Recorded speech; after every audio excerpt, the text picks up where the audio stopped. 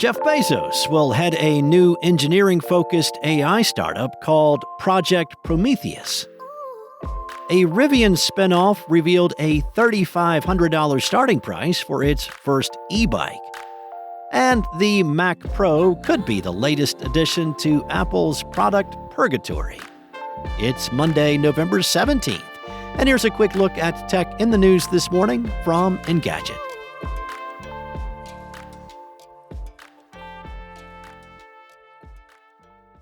Jeff Bezos is spearheading a new AI startup called Project Prometheus, focused on his current interests in space and engineering. The New York Times reported that the company, which has yet to be made public, will reportedly have $6.2 billion in funding. Now, part of that sum will come from Bezos, who will act as co-CEO.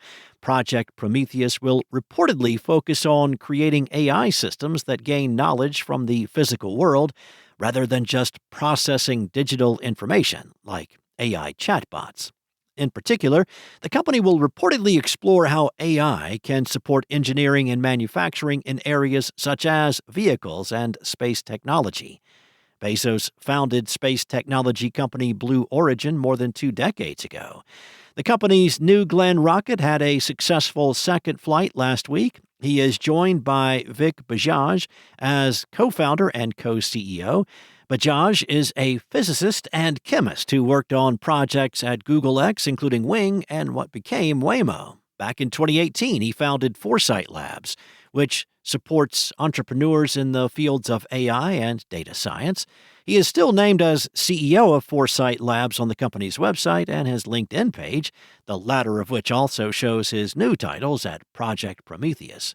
He lists his involvement in the new company as starting this month and puts San Francisco, London, and Zurich as its locations.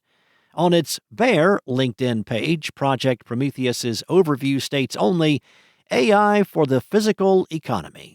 It also lists itself as a technology, information, and internet company with between 51 and 200 employees. According to the New York Times, Project Prometheus has hired nearly 100 people, with some employees coming from fellow AI companies like OpenAI and DeepMind. Rivian's electric mobility spinoff named Also announced a $3,500 starting price for its first e-bike called the TMB. The startup unveiled the shape-shifting e-bike last month with options for a limited launch edition, a performance version, or a base model.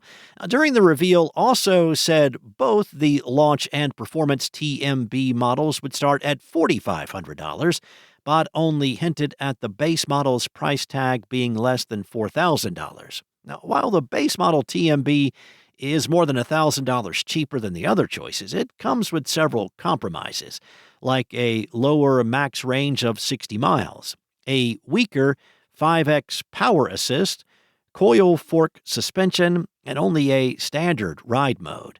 Now, in comparison, the higher-end TMB options have up to a 100-mile range, a 10x power assist, air fork suspension, and the choice between sport and standard ride modes. The company is only offering the base model TMB in all gray, meaning that you won't get the transparent shell that highlights the virtual drivetrain called DreamRide. While the TMB's starting price is more affordable than we first thought, it is still a premium price tag for an e-bike. The TMB base model is available for pre-order with a $50 refundable deposit and will start shipping late next year. The wait for a new Mac Pro may take a little bit longer. That's according to the latest Power On newsletter. Bloomberg's Mark Gurman reported that the Mac Pro has an uncertain future within Apple's desktop strategy and is not likely to see a refresh next year.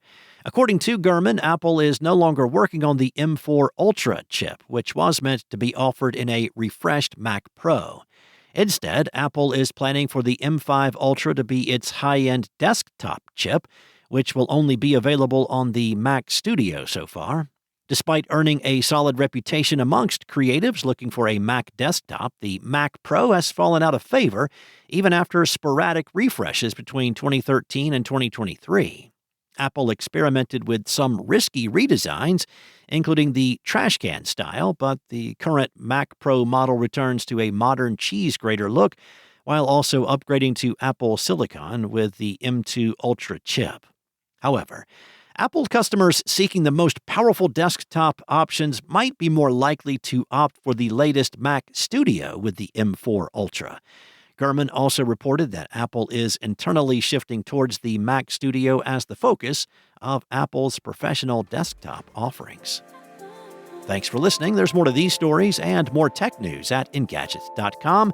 This episode featured journalism from Sarah Fielding and Jackson Chen and was voiced and produced from the sound studios of Spoken Layer. Enjoy your day, and I'll be back tomorrow with more tech news from Engadget.